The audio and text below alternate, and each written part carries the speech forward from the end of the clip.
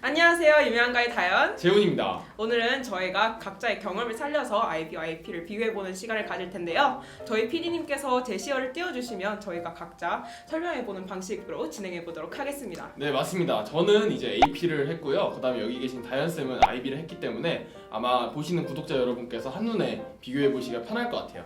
그러면 바로 시작해보겠습니다. 가시죠.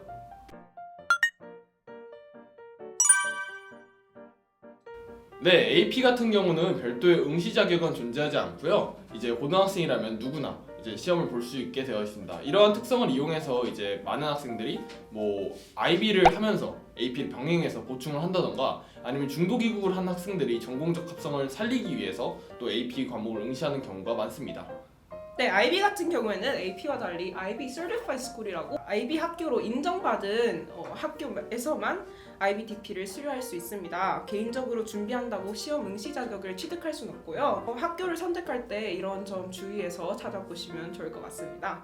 그리고 IB Certified School이어도 AP를 제공해주는 학교가 있기 때문에 이런 점을 참고해서 제 주변의 친구 같은 경우에는 중도 귀국한 게 확정이 난 상태였어요. 그래가지고 IB랑 AP 짬뽕해서 듣는 경우도 있더라고요.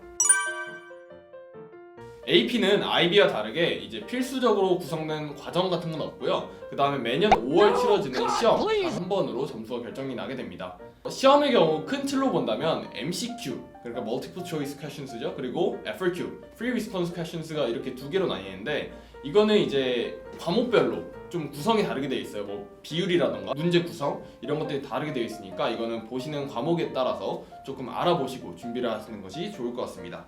응시하는 과목 또한 이제 개수 제한이 없어서 원하는 만큼 이제 과목을 선택해서 응시할 수 있고요. 본인 능력껏 과목 개수 제한이 없는 만큼 뭐 IB처럼 45점 만점 이런 것도 없이 그냥 과목별로 5점 만점으로 구성되어 있기 때문에 이 점도 참고하시면 좋을 것 같아요.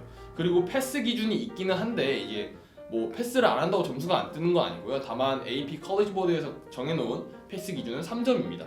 3점 이상 취득하셔야지 패스로 정의하고 있습니다. IB는 2년 과정이고요. AP와는 다르게 6과목 플러스 CAS, Extended Essay, TOK를 완료해야 IB 디플로마를 따실 수 있습니다. 6과목 각각 7점 만점을 하고요. 저희도 뭐 패스 기준이 4점이라고 나와 있긴 하나 모든 사람들이 그렇게 페일할 정도로 못하지는 않았다 이 정도로 말씀드리고 싶습니다. 거기다가 6과목 각각 6점 그리고 E와 TOK 합산해서 3점 해서 총점 45점으로 구성이 되어 있습니다. 그리고 독특한 게 영어뿐만 아니라 스페인어, 불어 이렇게 3가지 언어로 IB 과목을 들을 수 있는데요. 저 포함 구독자분들은 영어로 들을 거라서 이 점은 그냥 참고로만 들어주시면 좋을 것 같습니다. 네, IB는 3가지 단어로 정리할 수 있겠는데요. 학생 중심적, 탐구적, 그리고 비판적 사고력 이렇게 말씀을 드리고 싶습니다. 학생 중심적이라고 하면은 학생이 주체가 되어 과제를 하는 경우가 많은데요. Internal Assessment 줄여서 IA를 살펴보면 학생 스스로가 관심 있는 탐구 주제를 정하고 직접 조사해서 결론을 도출할 수 있도록 많은 커리큘럼이 이렇게 짜여 있습니다. 그리고 그 안에 Language나 English에서 하는 FOA나 IOC와 같은 프레젠테이션 형태의 과제 또한 학생이 직접 주제를 선정해 발표하는 그런 형식이고요. 대부분의 그룹 3와 같은 사회 과목들 에세이를 보면 to what extent, evaluate, discuss 등의 커멘텀에 답을 써야 하는데 모든 사람이 답이 다를 수가 있어요. 자기 주장에 적절한 근거만 가지고 보면 답이 인정되는 게 IB의 주요 특성이라고 볼 수 있습니다. 탐구작이라는 면은 앞서 설명드린 I 주제 선정이나 E를 쓰는데 가장 많이 적용되는 특성이라고 생각이 돼요. 그리고 IB의 명물이죠. TOK, Theory of Knowledge라고 개념을 탐구하는 철학 과목은 하나의 주제에 대해 탐구하고 그 근본을 의심하고 그에 대한 자신의 의견을 말해야 합니다. TOK에서 가장 많이 듣는 질문이 why인데요. 다른 교육과정은 암기 위주, 시험 필기 위주라고 하면은 IB는 생각하고 탐구한 데서 자신의 생각을 논리정연하게 말하는데 준비해주는 그런 교육과정이라고 생각합니다.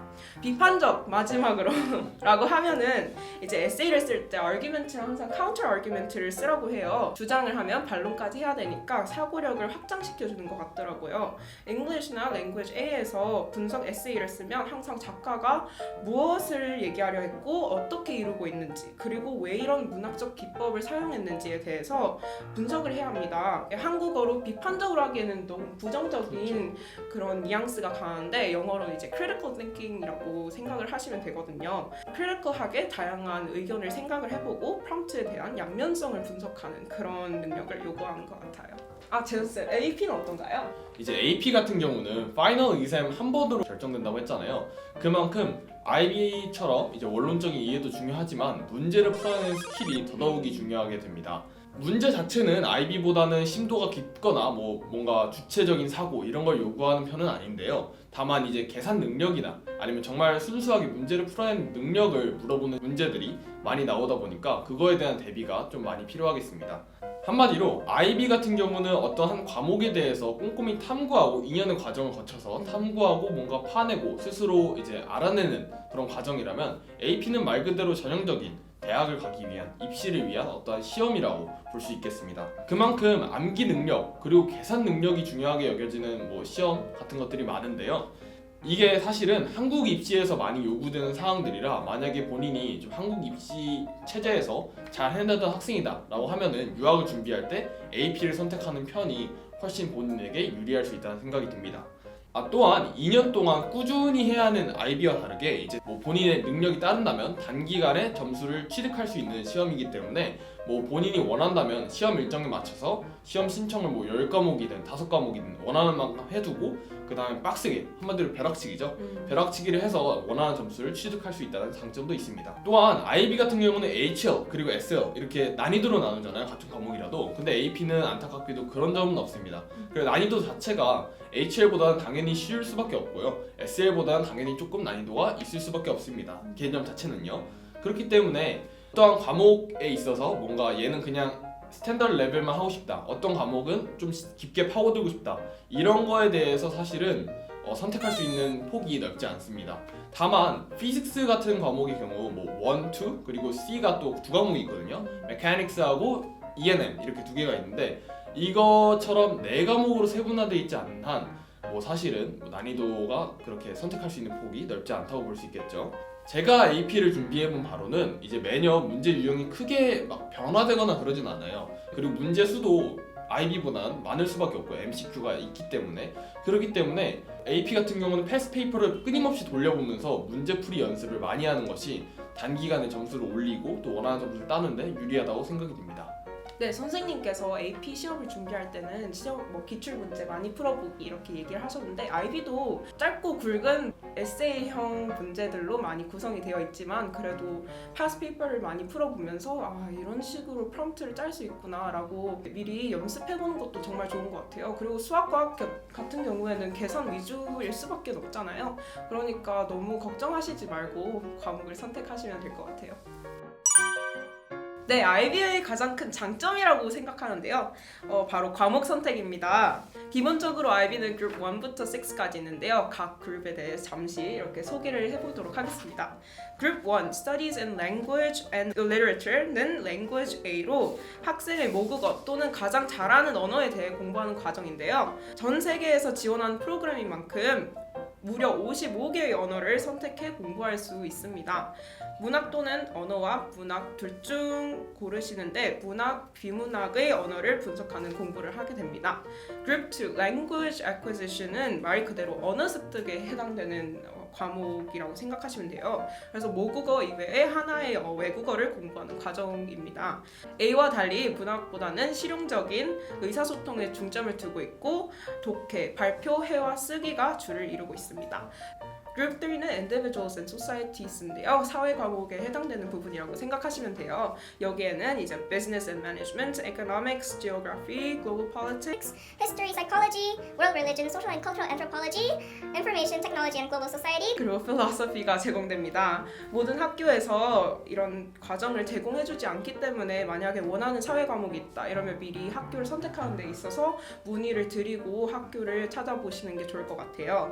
그리고 Group 4 Experimental Sciences는 자연과학에 해당되는 Biology, Chemistry, computer science, design technology, physics, sports, exercise and health science. 가 있습니다. Environmental Systems and Society는 그룹 3이랑 4 이렇게 걸쳐 있기 때문에 과목 선정할 때 유리하게 작용될 수 있겠죠.